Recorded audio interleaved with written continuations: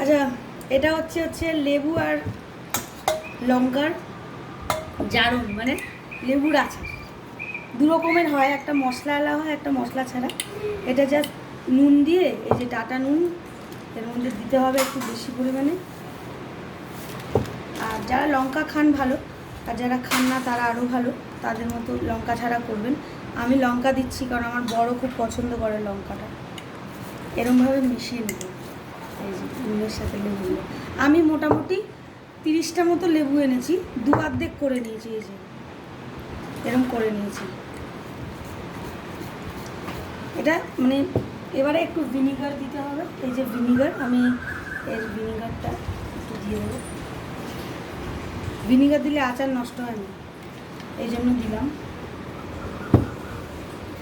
এরকম করে লেবুগুলোকে ছুলে নিয়েছিলাম, দুটো লেবু বেঁচে গেছে, এই দুটোও দিয়ে দেবো।